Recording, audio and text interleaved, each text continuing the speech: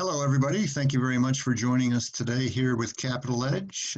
Today, we're going to talk about audits in the current environment and some things to consider when dealing with DCAA audits, things to improve or enhance the chances of successful outcomes. We've taken some of the important features from a white paper that exists, thought leadership piece. Visit our website, please, to view the entire paper. But today, Brian Gallagher and I, a colleague of mine, we're going to talk about some of the features here today. So thank you very much. Next slide. My name is Craig Setson. I'm a partner with Capital Edge Consulting. We're a national consulting firm that deals exclusively with government contracting matters, and look forward to having this discussion today. And I'm Brian Gallagher. I'm a director with Capital Edge. I've been with Capital Edge for about 10 years now, and each year is better than the one before it. But obviously this year has come with its own challenges that we're happy to talk to you about today. And that's where we wanted to focus our attention, particularly as it relates to these DCAA audits and our personal experience dealing with our various clients throughout the multiple industries that we work with, not just defense contractors, but obviously a lot of money flowing through health and human services and a lot of unique challenges that we're seeing in the current environment. So the agenda for today, for the discussion, really broken into two pieces, in the current audit environment. And by current, what we mean really is, the last 7 months since the declaration of the national emergency that we're in. Actually, that was January 31st. And then, shortly following that, in late March, the virus, the pandemic, and all the changes that have occurred since then. So really the last 7 or 8 months, there's been a lot of changes relative to and impacting government contracting and dealing with DCAA audits. So the two principal components we're talking about today is really what has changed in the last 7 or 8 months, and then what hasn't changed, and what we still need to really consider to be a priority for purposes of preparing and getting through DCAA audits. And then we'll wrap up with some comments or some commentary with some questions and answers. So what has changed for purposes of addressing and preparing and responding to DCAA audits? Well, a couple of things have changed, and it's really the cause of this is the pandemic, the COVID virus, and what that has done to all of us. I'm sure everyone's aware of challenges and difficulties that contractors are facing or have faced, continue to face because of this situation that we're in. But today we're going to focus really on what that means when we have to deal with audits. And this all started with a memorandum for regional directors, or better known as an MRD. MRDs are audit guidance memorandums that are issued out of DCAA headquarters, and they're issued out to the troops in the field, the auditors, really providing them instruction or guidance on particular matters relative to the DCAA performing audits. And those matters, the topic of these MRDs can be very wide-ranging, or is very wide-ranging. But this one here dealt with the title of it, Audit Alert on Limited Contractor Access Due to COVID-19. So what that really means is, how is the DCAA going to continue to do their audits? What can we expect as contractors to see as different in the course of these audits? And this was issued in early April 2020. One of the main points there in the MRD was you, the contractor, may expect a delay in receiving audit reports simply because of our challenges as auditors in getting timely access to information or to contractor personnel. We may need to issue a scope limitation in these reports, which anyway, for CPAs out there, listening, all that really means is our opinion is somewhat slanted or somewhat qualified because we had a scope limitation. We were not provided with the full access to records or to personnel that we normally would have. Therefore, our opinions are limited or qualified. And they would state that there's a standard paragraph with language that would go in the report. So we're seeing a little bit of that out there today. Brian, do you want to talk about what you've seen with some clients recently? Yeah, absolutely. And I think it's kind of interesting to see the date of this MRD, obviously going back to April, if anybody can remember back that far. But it's kind of interesting to see how I think when that was originally issued, the anticipation was that the time frame for the applicability of this MRD might not be more than several months. Obviously, most of our, or at least most of our clients in San Diego in particular, are still having limited access to facilities. I'm pretty sure that's the case for a lot of the country. So the relevance of the MRD and the impact of it, I'm curious if they intend to issue any sort of updated guidance. But from my personal experience with the clients that we've been dealing with DCAA audits, not much has changed in terms of what the MRD addresses, which is delayed audit reports and postponed audits. I think, Craig, you and I have a shared client in San Diego where we've seen a postponed audit, but that was actually a little bit more subject to that client's sort of changing needs, or that client's sort of changing audit focus, as opposed to something that I would say expands to the rest of the industry. But yeah, particularly I think what we have seen is that the scope limitations in reports has been more frequent, particularly as it comes to incurred cost audits and the lack of access to certain information. I think what has happened in a lot of cases is that the information used that will be subject to audit has been pushed out in terms of timeline. I know a lot of our clients had extensions for their incurred cost submissions because this year definitely included some extenuating circumstances that qualified for extensions. But DCAA's requirements in terms of auditing within that 1-year time frame of receiving an adequate incurred cost submission hasn't gone away. It's just the timing has been a little bit flustered by when things get submitted by our clients and when they're subject to audit. And I think everybody is still kind of in this process of really incorporating the impact of these MRDs when they see how it actually sort of flows through the audit process and what sort of information can get passed back and forth. And I think a lot of the challenge that we're experiencing is really part of the second bullet, the challenge of the virtual audits themselves, where DCA has kind of had to adapt their approach in terms of how they request things and how they review things relative to where really not being able to hand off documents in person or being able to do in-person walkthroughs in a lot of cases. Correct. I mean, one of the things we're seeing that I've seen with a few clients is floor checks. As you know, DCAA frequently, routinely does floor checks where they show up unannounced and, ask employees certain questions regarding their timekeeping practices and, receipt of work authorizations, and all those other things that go into, an adequate and a well-run labor charging system, timekeeping and labor charging system. So that's done usually, surprise visit on site, face-to-face, questionnaire, checklist in hand, and that's how the floor check is performed. But lately, because the DCA as well is working remotely, they're working virtually from home, these floor checks have been done on the phone, which certainly is a difference from the way that they've always been performed, that is in person and, on a surprise basis. So I mean, some of the challenges there is, some of the information that they've been asking for to verify existence of the employee. So they're looking perhaps for, copies of an employee's badge or other ID, a driver's license, or, potentially sensitive information, that contractors may be a little sensitive about, making copies of and then just simply emailing it off, just because of, protection of data and personal, information and things like that are very popular and an issue these days. So that's a challenge we're seeing, is just the type of information and getting it in an electronic form and submitting data to satisfy a particular audit request. And I know DCA has always had its own in the way of.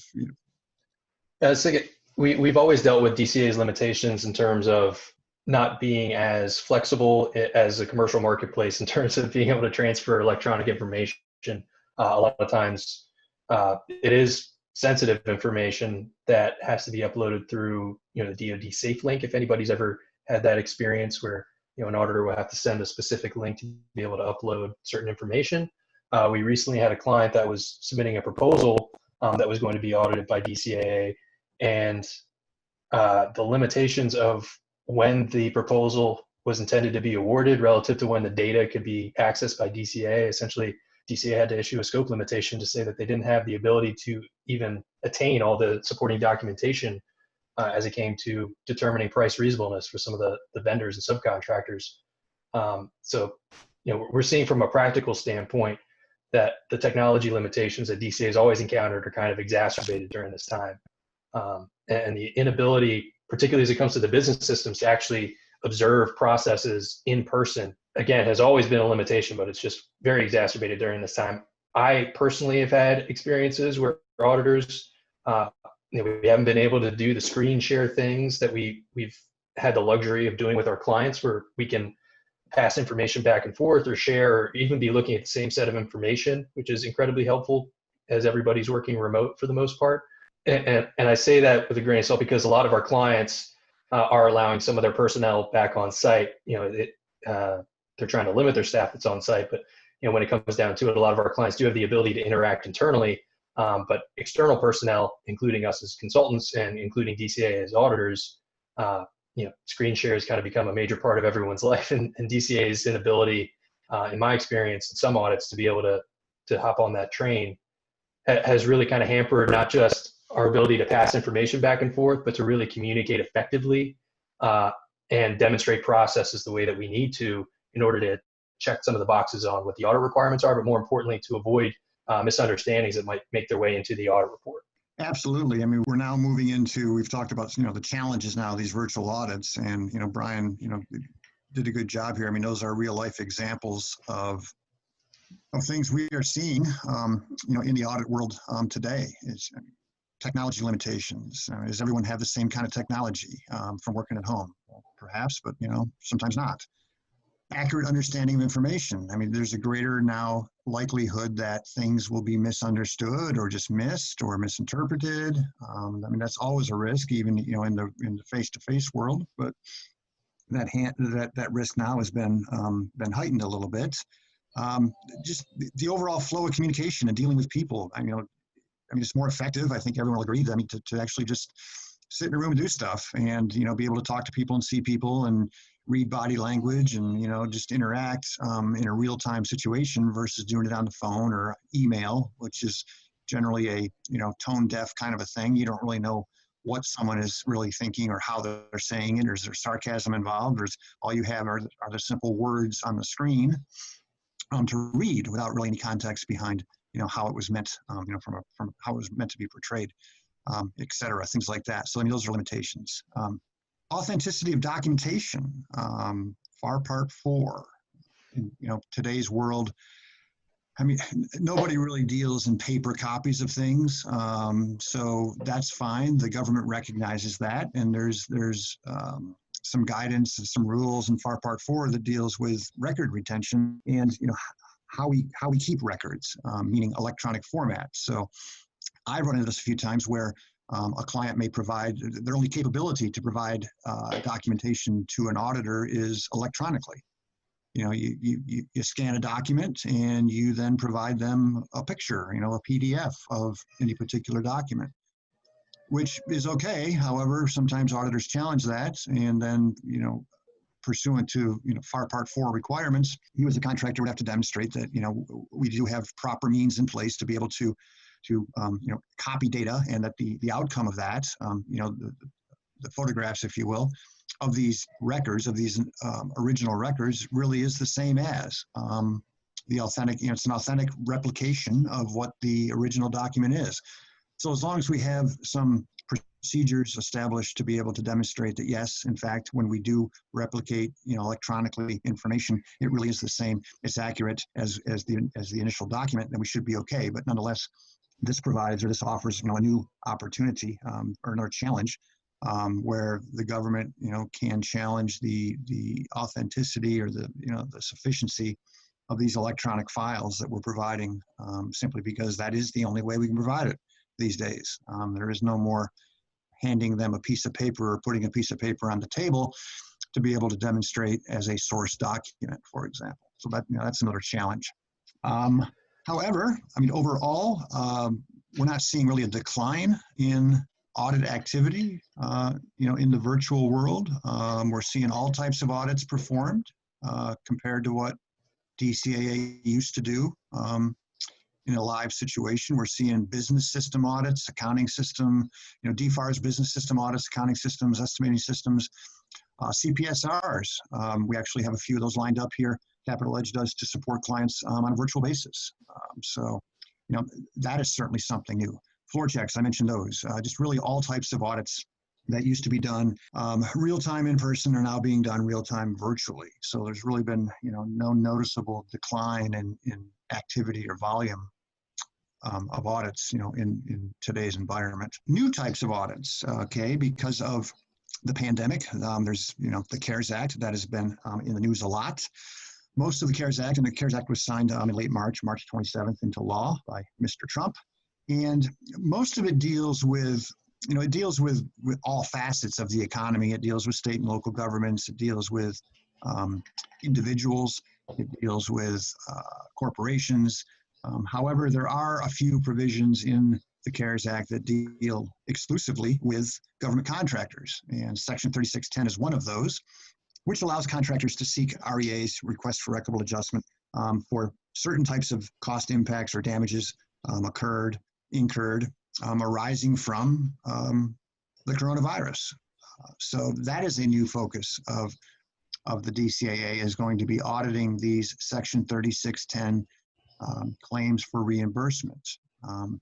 And I know this firsthand because I've been on the phone here recently with a DCAA program manager out of headquarters. And I mean, right now, as we speak, they are formulating more complete audit guidance as to what their objectives and audit procedures are going to be around their audit of Section 3610 reimbursements.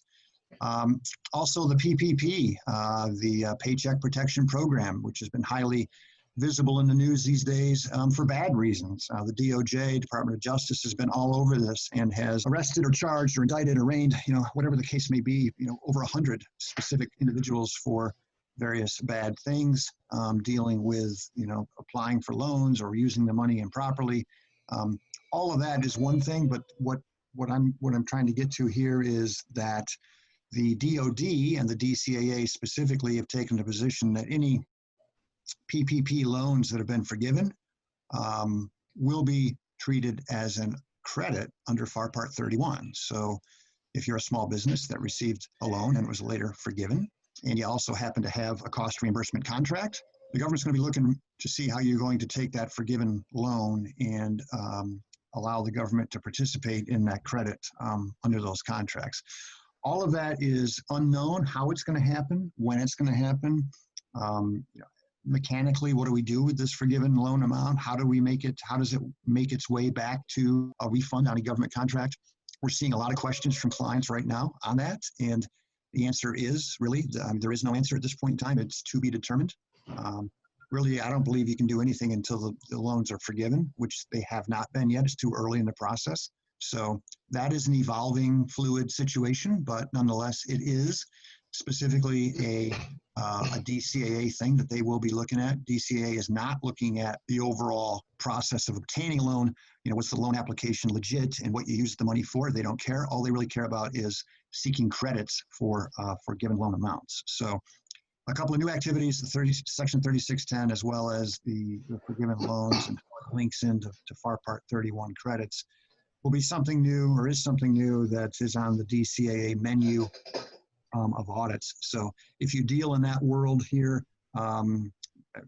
receiving CARES Act funding or seeking requests for receipt of CARES Act funding, then expect to see some DCAA activity in that arena as well. Yeah, Craig, hopefully, following on your point, we would, because obviously we've dealt with questions from our clients about how exactly are we supposed to handle the treatment of forgiveness of these loans? How exactly are we supposed to handle the Section 3610 reimbursements in terms of tracking the costs to be able to demonstrate at the time of audit that we treated it properly? And this is kind of, at least in my mind, a similar situation to the change to the executive compensation cap that happened back in 2014 prior to getting the guidance memo from DCMA, where, in context, it makes sense to say, well, this is subject to FAR Part 31 credits, but the mechanics of how that's going to be treated, it would absolutely be, appreciated if we could get some additional guidance from DCA, because I know, for example,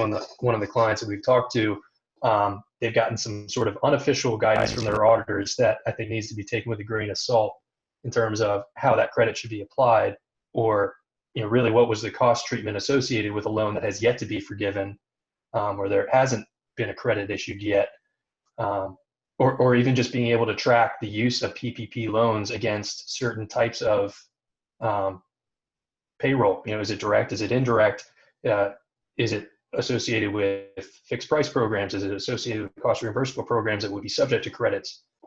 So I think there's got to be a little bit of guidance hopefully coming down the pike for us to be able to address that in the level of detail needed to make sure that it's absolutely appropriate and going to stand up to any DCA expectations during an audit. Right.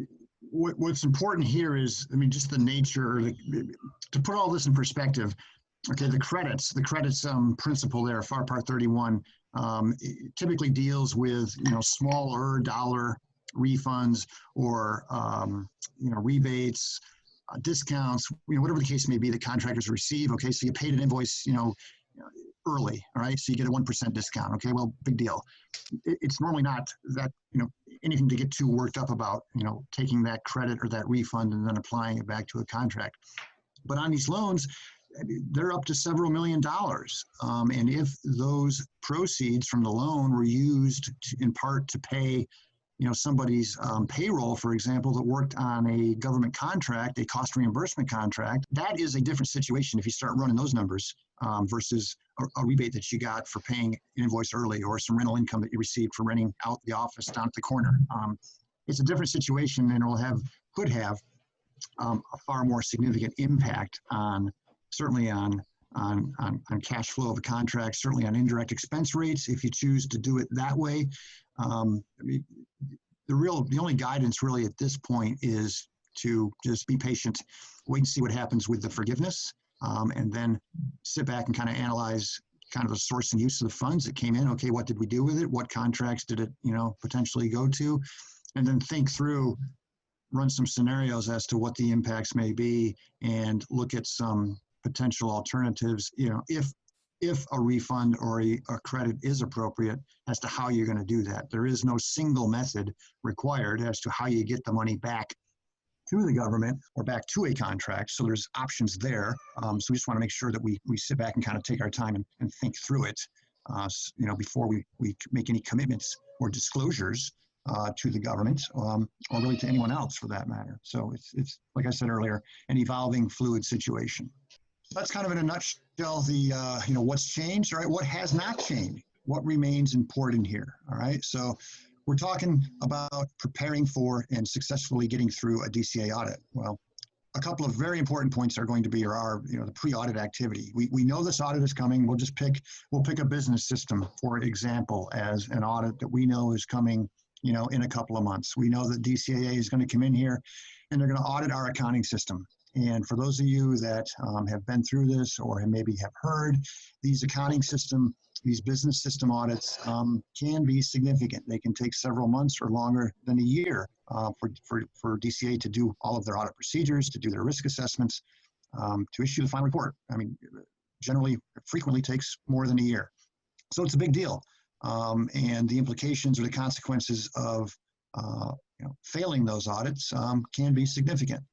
So what we want to do is talk about, how do we minimize that chance? How do we maximize the chance of a successful outcome? Well, the best way to do that is adequate preparation, right? So the pre-audit activity, the audit's come in 2 months. Well, what can I do between now and then to prepare myself to deal with this thing and increase my chance of getting through it successfully? Well, one of the things we've always told clients is working knowledge of the audit scope. It's very important for contractors to really have at least an equal, preferably a better understanding of the rules and requirements than the auditor does, because sometimes the auditor doesn't follow their own guidance. And it really behooves the contractor to know this stuff. Okay, what are the audit objectives and procedures? Look at the audit program. Look at every step of the audit program, because that's what the auditor is going to use. That is their baseline, and they need to go down that list of procedures in the audit program and basically check the box. So you need to know what those procedures are. Audit guidance is issued, the MRDs, I mentioned those earlier, the memorandums for regional directors. They're posted most of them are anyway, posted on the DCAA website. You want to know what that latest guidance says. the CAM, the Contract Audit Manual. That is the DCAA's audit manual. Lists all their audit procedures and their guidance and what to do and what not to do. That also is posted on the DCAA website. Adequacy checklists that are out there, again, on the DCAA website. So all of this guidance, for the most part, is out there, publicly available. We encourage you to grab that information, read it, understand it, so that you really know how to respond or how to refute to certain situations that you may find yourself in during these audits.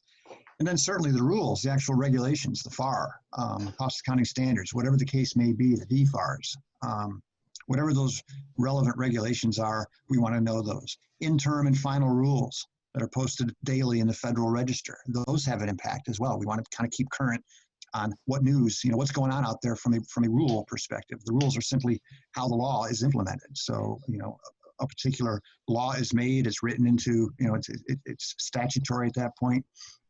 There needs to be a way to implement that law, and the way that the law is implemented is the development of rules. Those rules are posted, and what these rules do is change the regulation. It revises the FAR, for example, or the DFAR, revised language to affect or to implement the law. So we need to know what those are on a real-time basis. So all of this combined, consolidated, should put a contractor in a decent position to be able to stand up there against, or not against, but with the auditors, with the DCAA, and have a reasonable, knowledgeable advantage on how to deal with these audits. Yeah, even tying back a little bit to what we were talking about before. I mean, this is one area where we could always control our understanding of what the audit's going to entail, and preparing ourselves to know the scope, because historically we've seen a lot of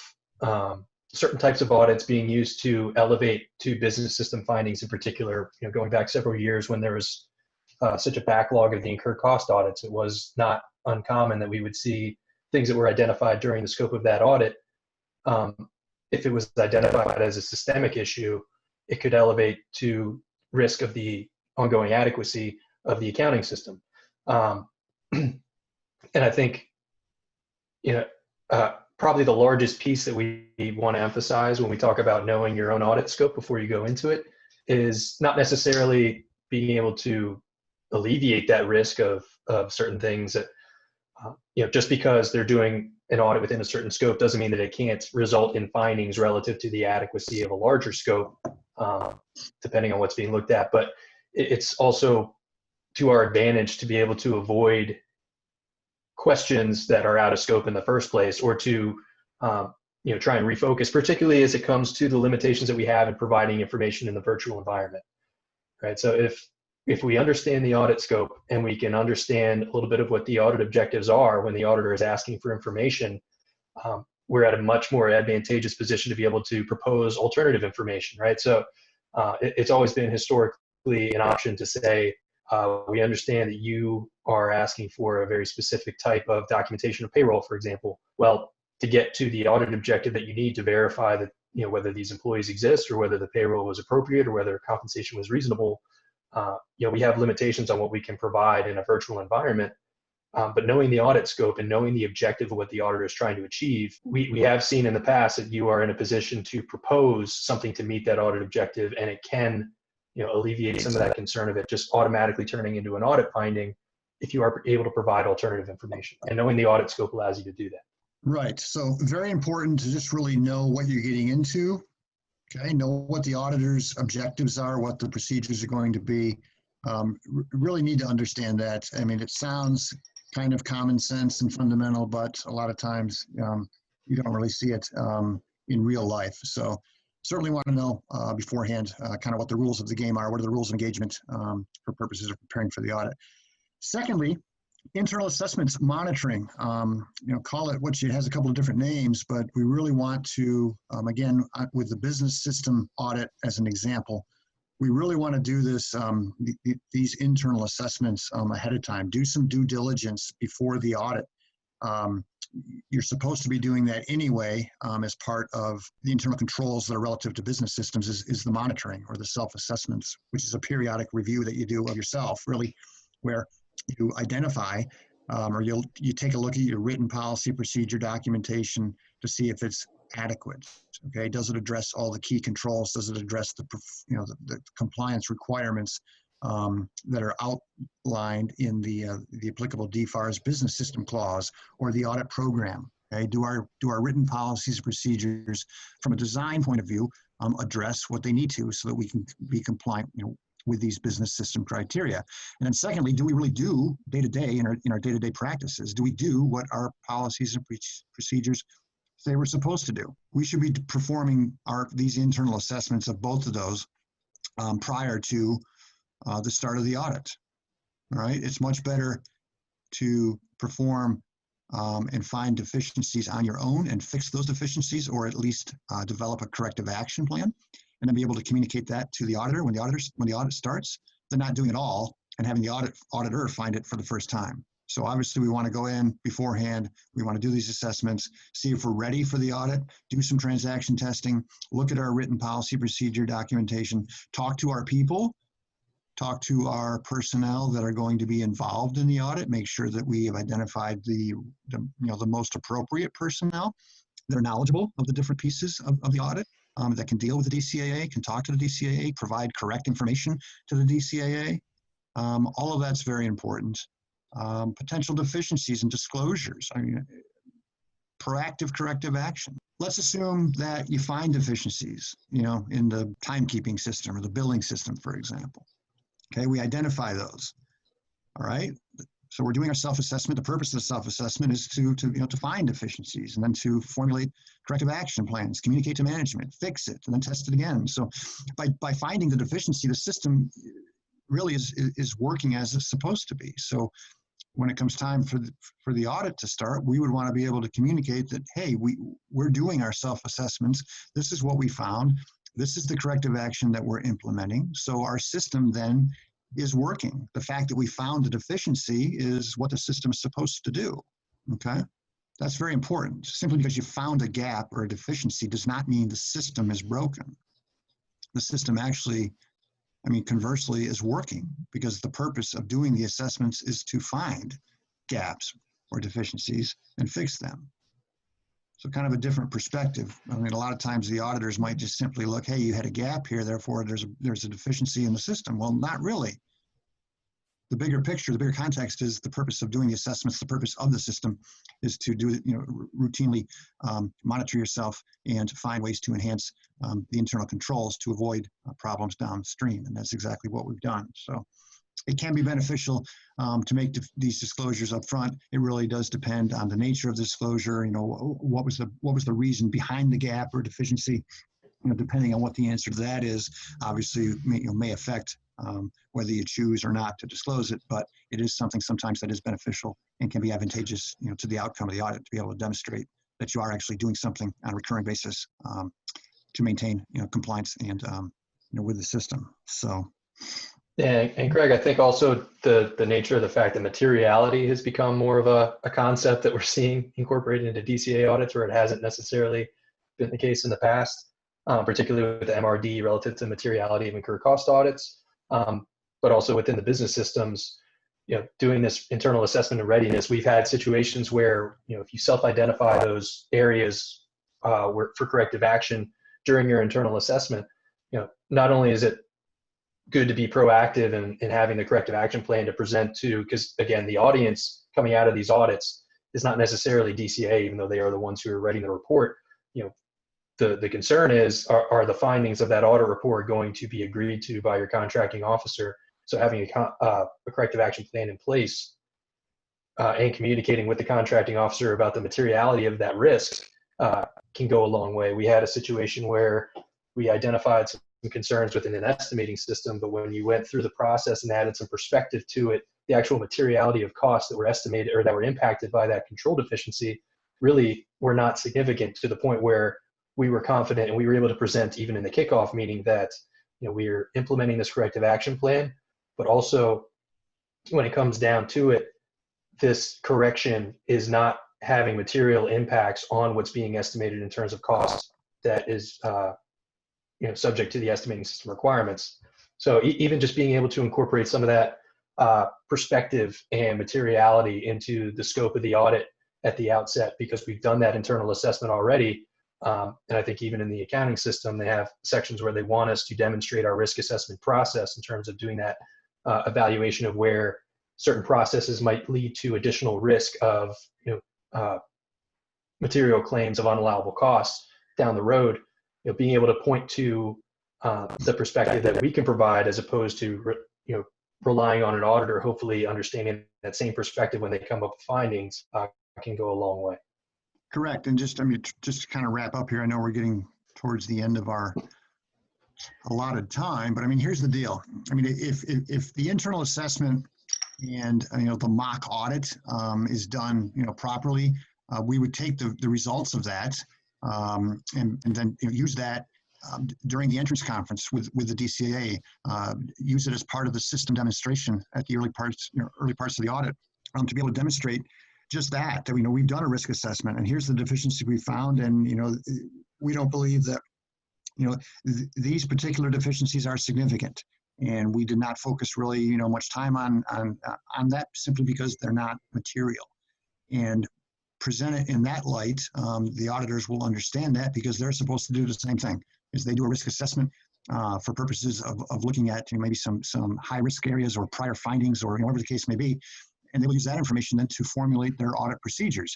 And if a particular item is really considered to be lower risk, then the idea is they would reduce audit procedures around that area and move on. So it's important to be able to put it all in the proper context for purposes of presentation to the auditor, with the idea being that, if done effectively, you should be able to kind of steer the auditor down, direct the path of the audits, if you like, for purposes for both parties' best interest, really.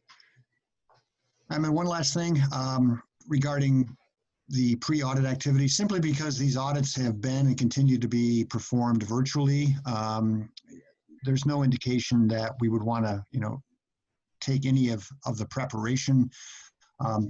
These two items that we're talking about now, working knowledge and internal assessments, we would not want to discount the importance of those in the current environment. Or in other words, simply because an audit is being done remotely doesn't mean we would want to take, and do less of an internal assessment or not be as knowledgeable. They are just as important, whether the audit was performed in person or not. We still want to perform these activities ahead of time to give ourselves the greatest advantage of a successful audit. And in this situation, a successful audit is the determination that the accounting system, in our example, is adequate. Okay. So that is it. Thank you very much for listening today. Okay, now we move into the commentary, questions and answers. We have several questions, and we've selected some of the more frequently provided or posed questions. So let's do that. Brian, how does the DCAA audit risk assessment process work, and are there ways to minimize being selected for audit? Sure, and it does depend on the nature of the audit that we're talking about. I know that depending on certain types of audits, that there is a more established framework for the risk assessment. Incurred cost audits, if anybody's been subject to the low sampling risk assessment process, low risk sampling risk assessment process. We've had clients come back and say, hey, I was notified that I'm low risk. Does that mean I'm automatically going to be able to avoid being audited for my incurred costs this year? And unfortunately, that's not the case. It's sort of the starting point to say, well, you're in the low risk bucket based on prior findings, auditable dollar value, subject to the audit, and things like that. But there's still the lottery that you don't want to win. So you can still be subject to audit. Just it's definitely a good point to be identified as low risk as opposed to medium or high risk, where you're more likely to be audited. Or if you have a certain auditable dollar value above a threshold, that you're automatically going to be audited. But I think from a general scope standpoint, with whether it's business system audits, whether it's incurred cost audits, a lot of the things that we see go a long way in helping present the minimization of risk is really having documented controls and having documented policies and procedures around the things that you do to give a level of confidence that our processes are working appropriately regardless of the business system, and they're working consistently regardless of the business system. And there's always an inherent risk of not just consistency or inconsistency, because a lot of our clients have very qualified people that have been there for a long time. And even with that comes a risk of perception to the auditor that, well, what if that person leaves? Is the process going to be operating the same way going forward? Well, the way to minimize that risk, and in a way that can be very easily outwardly presented as a minimization of risk, is to have really good documented policies and procedures and really good documented controls about the processes in place that really meet the certain audit objectives. And also, I would say being able to demonstrate that you are operating in a compliance environment that shows a clear understanding of the requirements, whether it's the business system requirements, whether it's the cost principles if you're going into an incurred cost audit. Really sort of having a forward-thinking and proactive approach to compliance will actually pay larger dividends down the road, I would say, in terms of minimizing the audit. At one point, we did an analysis a few years ago about what is the cost of supporting an audit relative to the cost of preparing for an audit. And in one case, we had a very small client that we used as an example where they were not low risk, they were subject to an incurred cost audit, and at the end of the day, I think they spent more resources in terms of hours supporting the audit relative to questions and going down the rabbit hole on certain topics that ended up not being material, than if it had been more proactive in the approach of preparing for the audit and trying to achieve that low risk. And that can even go to the point of, if you're trying to determine allowability of certain types of costs, having the perspective of, well, if I claim this cost, does it have a material impact on what I'm claiming against this contract? Or is there a high enough risk of disallowability that it might be to my advantage to disallow the cost because it doesn't materially impact the amount of cost that I'm going to recoup on the contract, but it does have a large impact on the perception of my ability to identify and segregate unallowable costs. So things like that, I would just always emphasize a proactive approach to compliance, because at the end of the day, DCAA's metrics that they use, regardless of the type of audit, are going to be based on previously questioned costs, previous audit findings, and also any sort of external reports that you might have from your consultant's internal audit, internal audit reports that would be provided and subject to review by DCAA. Any of those things where if we're being more proactive in our compliance environment, really can pay dividends down the road. I guess before we move on to the next question, Craig, did you want to add to that? You mentioned the incurred cost proposal audits. Those may not happen simply because you're deemed low risk. Okay, so the DCAA may choose simply not to do an audit if you've been determined to be low risk. There aren't a lot of audits that are like that. So the question is, can we, not be selected or minimize the chance of being selected? Probably, generally speaking, no, but what you can do is, and this is what Brian was describing, is once the audit starts, if you're really determined to be low risk because you have this robust compliance infrastructure that's monitored frequently, et cetera, then the DCAA likely is going to reduce their scope during the audit because you're low risk. So they don't need to spend as much time, looking at transactions or looking at different aspects or performing different procedures simply because you're lower risk. So it just makes sense that they're going to spend less time. So can you avoid having the audit? Probably not, but you can reduce really the how extensive that audit is and the scope of that audit by being proactive and having legitimate, adequate internal controls and compliance infrastructures. That was it. All right, so I'm going to jump to the next question and pose this one to you, Craig. Is the DCAA performing fewer audits during the current pandemic environment? Not that we've seen, no. Have a large client in the Midwest, A&D, aerospace and defense. They're dealing with, multiple, 15 different audits right now. A few other clients around the country, large defense contractors, really no decrease in activity. So no, the answer is no. Why may it be advantageous to disclose certain known deficiencies? Yeah, Craig, I think this is a piece that we've talked about before, that really it's not just disclosing the deficiency and saying, here you go, here's something that you can include in your audit report just for fun, but really more about demonstrating that we are achieving that monitoring process within our business systems, and that we already have a corrective action plan. Because again, I think the audience for the results of the audit, whether in context of the audit itself, and we can avoid something being included in a certain context within the audit report because DCAA has already been presented that we have a corrective action plan and they've been provided the context to say if this is or is not a material risk. That's the main reason I would say it makes sense to disclose to DCAA known deficiencies, but also because having a corrective action plan in place prior to it becoming an audit finding allows our true audience, our contracting officer, to have the perspective to say whether or not it's something that we've been proactive in correcting and whether it is a material risk or whether it's going to continue to be a material risk in a way that should elevate to a significant deficiency to the adequacy of one of our business systems. Yeah, I mean, the proactive approach is not just about disclosing known deficiencies, but also really being proactive about the corrective action plan, which is in and of itself, part of the monitoring requirement.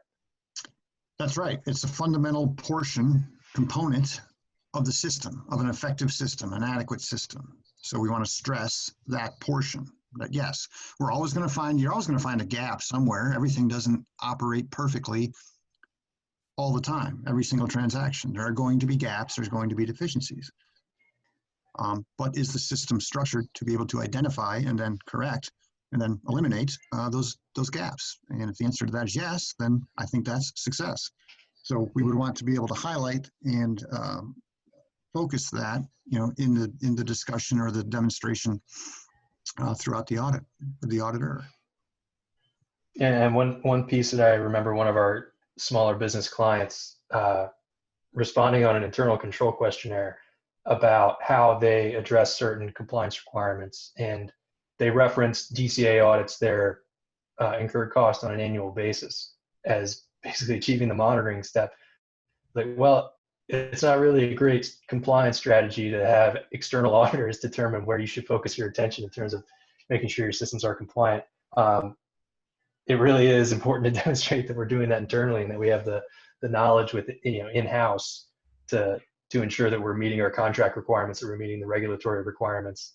So I just thought that was kind of a funny example of saying, well, we're subject to audit all the time, so we might as well, let them do their job, and we'll deal with the questions as they come, as opposed to what the regulations and the system criteria really intend, which is that we should be monitoring ourselves. Okay, I think we have one more question. Mm-hmm. So I'll pose this one to you, Craig. We received a draft DCAA audit report. What happens next? Well, it depends. Common answer. It really depends on the type of audit that was performed, and a lot of times, or frequently anyway, the draft report is provided to the contractor, and then the government seeks a response. They want to know what the contractor's comments are. Do you agree? Don't you agree? If not, why not? And then hopefully the DCAA will incorporate those comments into the final report that goes to the contracting officer. So again, if you visit our website, please, there's a white paper out there. What we've addressed today is portions of that white paper, but there are other elements of it as well that are important to the overall audit process. And when it comes time for the draft report, when you receive the draft report, there really shouldn't be any surprises at that point. There should be or should have been communication throughout the audit, between the contractor and the government. Hopefully that communication is not saved up till the night before the draft comes out, but it's more ongoing, periodic. Certainly in these longer term business system audits, or any audit really that lasts for several weeks or months, there should be some ongoing communication so that there's really no surprises to either side when the report is issued. Also that the findings or conclusions that are presented in the report are accurate and are fair and are based on correct information, et cetera. So what happens next? Like I say, a lot of times you have a chance to respond. Other times you don't. So if you have a chance to respond and provide your rebuttal, that would be that's good, and certainly that would be the next step. If you don't, then perhaps what we suggest is dealing with the contracting officer directly. All right. If you're not allowed Sometimes audits, just by their nature, the draft reports are not issued to the contractor; they're issued straight to the contracting officer.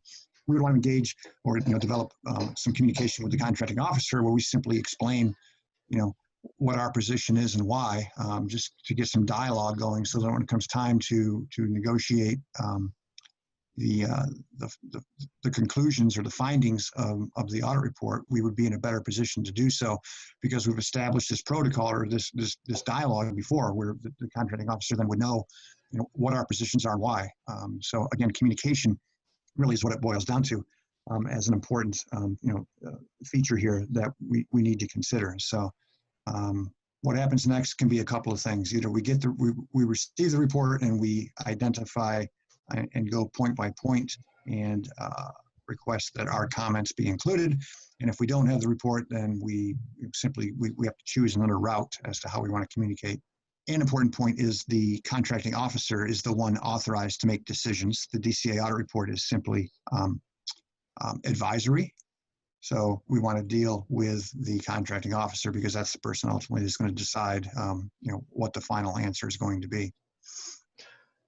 Right. And I think the piece that we always try to emphasize to clients is, it's really useful information to see, from the DCAA report to Congress. They list the nature of, whether it's question costs based on the type of audit versus what's sustained. And I think people are usually surprised to see that just because something makes its way into the audit report doesn't mean that it's a final determination of whether those costs are going to be disallowed, because we still have that opportunity to respond. And I think we saw that the ratio of costs that are questioned relative to what gets sustained by the contracting officer can be surprisingly low on incurred cost audits, down in the 25% range. Overall, I think across different types of audits, forward pricing and proposal audits, when those costs are questioned, it tends to be more likely to be sustained, because that's money that hasn't theoretically been spent yet. And we, as a contractor, have an ability to adapt our spending habits or our spending plan to adapt to what the findings might entail, as opposed to incurred cost audits. A lot of times that's money that's already gone out the door. We don't have the ability to go back to our vendors or our employees and recoup that cost that might have been disallowed. So I would just emphasize that it really is a negotiation with the contracting officer, and the first step to negotiating is drafting a good, adequate response with detailed information relative to what the DCAA audit findings are. And we've seen some horror stories where the audit report includes just flat out wrong references to regulatory requirements, wrong references to cost principles as the basis for questioning costs, or as the basis for questioning the adequacy of a business system relative to the system criteria. And it's really about building an argument that will lead to that negotiation with the contracting officer. Right. So that's a shining example of what we talked about earlier, having adequate knowledge of the scope and the regulations and the audit procedures. And what Brian said is absolutely true. And we see it, periodically, where things are just simply incorrect. So as a contractor, you really do need to know kind of the rules of the game before we get into this. So I believe that's it for today. Thank you very much for tuning in. Please visit our website, capitaledgeconsulting.com. There is, I've mentioned a few times, a piece of thought leadership, a white paper out there with some more discussion around this topic, and certainly reach out to myself or Brian with any questions or concerns.